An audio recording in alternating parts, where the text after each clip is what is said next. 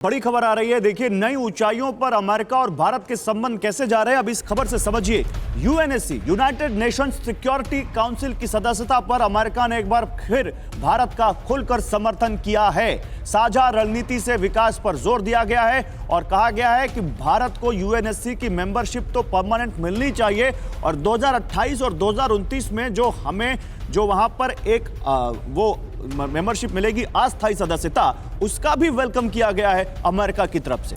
बिल्कुल, बहुत कुछ बड़ा होता हुआ हम देख रहे हैं। पीएम मोदी और जो बाइडेन के साथ कल द्विपक्षीय बातचीत हुई, जिसमें चीन को घेरने की रणनीति पर भी बातचीत की गई। कैसे आने वाले वक्त में उसकी चालबाजियों पर लगाम लगाई जाए, इसको लेकर क्या हुआ, देखिए। राष्ट्रपति बाइडेन के साथ पीएम मोदी की इस मुलाकात के बाद अमेरिका ने चीन को कई संदेश दिए हैं। अमेरिका ने ऐलान कर दिया है यूएनएससी पर भारत की स्थायी सदस्यता के लिए अमेरिका ने अपनी तरफ से पैरवी कर दी है। ये वो मुद्दा है जो कई सालों से अटका हुआ है। चीन लगातार अड़ंगा लगा रहा है। इसके साथ ही इंडो पैसिफिक क्षेत्र में चीन के आक्रामक रवैये पर दोनों नेताओं की बातचीत हुई। चीन को लेकर क्वाड देशों में अपनी सहयोग बढ़ाने पर भी बातचीत हुई। इसके जरिए भारत और अमेरिका के सामूहिक नेतृत्व में चीन की व्यापारिक घेराबंदी की योजना है। प्रधानमंत्री ने बाइडेन को अगले साल क्वाड सम्मेलन आने का न्योता दिया, जिसे उन्होंने स्वीकार कर लिया। दोनों नेताओं ने क्वाड की सक्रिय भूमिका पर जोर दिया। मोदी और बाइडेन की ये 8वीं मुलाकात थी। 9वीं मुलाकात क्वाड में होगी। अलग अलग से जो मीटिंग हो रही है, इसमें आप बायलैटरल जो हमारे कंसर्न्स हैं उसको भी आप एड्रेस कर रहे हैं। तो ये एक मौका है, सिर्फ एक G20 लेवल पे नहीं, सिर्फ एक मल्टीलैटरल फोरम के लेवल पे नहीं, बट बायलैटरली भी हम कैसे अपने जो कंसर्न्स हैं, जो कॉमन गोल्स है, उसको कैसे एड्रेस कर सकते हैं। उस मायने से ये बहुत ही इंपॉर्टेंट है और आई थिंक बहुत ही स्मार्ट स्ट्रैटेजी है। तो देखा आपने चीन को लेकर क्या हुआ। इसके अलावा इंडो पैसिफिक रीजन में चीन की विस्तारवादी सोच को लगाम लगाई कैसे जाए, इसको लेकर भी दोनों देश सहमत होते हुए नजर आ रहे हैं। यानी कुल मिलाकर इसका मतलब क्या हुआ, भारत अमेरिका की यारी चीन पर पड़ेगी भारी। जी हां, भारत के स्ट्रैटेजिक विकास के लिए संयुक्त राष्ट्र सुरक्षा परिषद के स्थायी सदस्यता की दावेदारी को अमेरिका खुलकर समर्थन देता हुआ नजर आया। एक बार फिर अपने रुख पर कायम नजर आया। आईआईटी की मदद से तकनीकी विकास को लेकर सहमति बनती हुई नजर आ रही है। क्वांटम फिजिक्स और क्वांटम इकोनॉमिक्स के क्षेत्र में दोनों देश मिलकर काम करेंगे। भारत अमेरिका की साझेदारी और मजबूत होते हुए हम देख रहे हैं।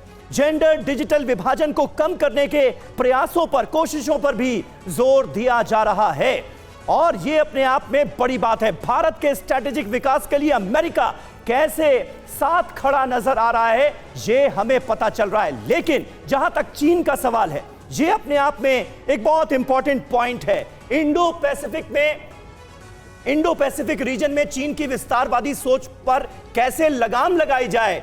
सुमित चौधरी क्योंकि हमारे साथ जुड़ रहे हैं, यह सवाल उनसे ही है। सुमित, इसको लेकर अमेरिका और भारत में आम सहमति बनती हुई दिखती है। इसके अलावा अगले साल जो क्वाड की मीटिंग होने वाली है, उसमें भी तमाम तरह की रणनीतियां बनाई जाएंगी। चीन को लेकर जो कुछ होता हुआ नजर आ रहा है, उसे कैसे देख रहे हैं?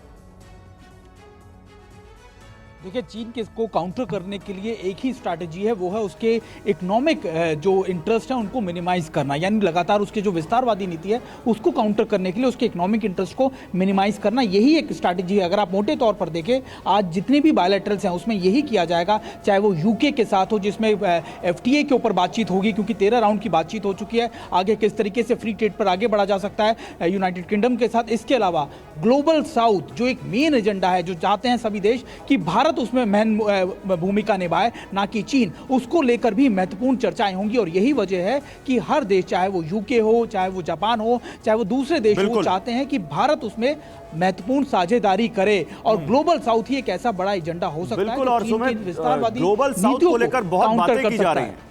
G20 समिट से पहले भी हमने जब मंत्रियों से बात की, उन्होंने भी ग्लोबल साउथ को लेकर पीएम मोदी का विजन सामने रखा।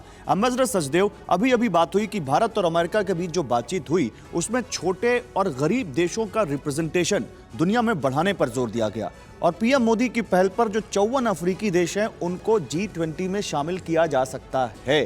तो ये क्या है, क्या इससे भी कोई मैसेजिंग है चीन को?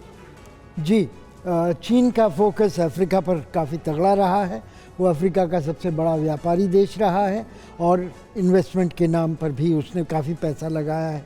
जिस बेल्ट एंड रोड इनिशिएटिव वगैरह में, और कमोडिटीज़ में उसका स्पेशलाइजेशन रहा है, वहाँ की सब खनिज जो है वो ले जाता है।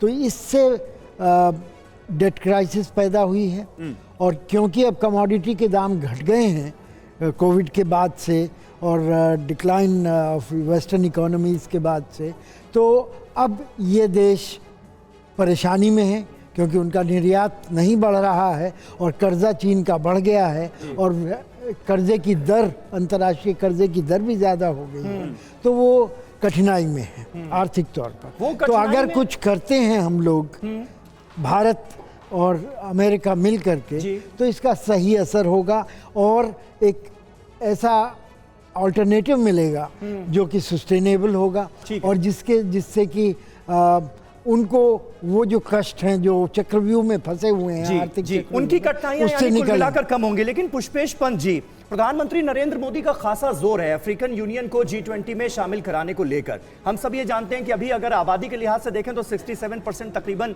रिप्रेजेंटेशन है G20 में। AU अगर आ जाता है, ये 54 देश आ जाते हैं, तो 80% तक रिप्रेजेंटेशन हो जाएगा। लेकिन इससे G20 के बाकी मुल्कों को क्या हासिल होगा, भारत को क्या हासिल होगा? देखिए, मुझे लगता है भारत को जो सबसे बड़ी चीज़ हासिल होगी वो ये है कि यदि संयुक्त राष्ट्र असमर्थ है विश्व शांति को बरकरार रखने में, और आज वहाँ 2 बिरादरियाँ बन गई हैं वीटो संपन्न स्थायी सदस्य सुरक्षा परिषद की, बातें करते रहिए, तो भारत के लिए वो विकल्प सुलभ नहीं है। यदि प्रधानमंत्री मोदी G20 को इतना विकसित करते हैं कि अफ्रीका के 54-55 देश उसमें आ जाते हैं और इसका विस्तार होता है, तो कुल मिलाकर एक वैकल्पिक संयुक्त राष्ट्र बनकर सामने उभर रहा है, जिसमें भारत बिना सुरक्षा परिषद की स्थायी सदस्यता की लार चुआए वास्तव में एक नई व्यवस्था को सामने रख सकता है।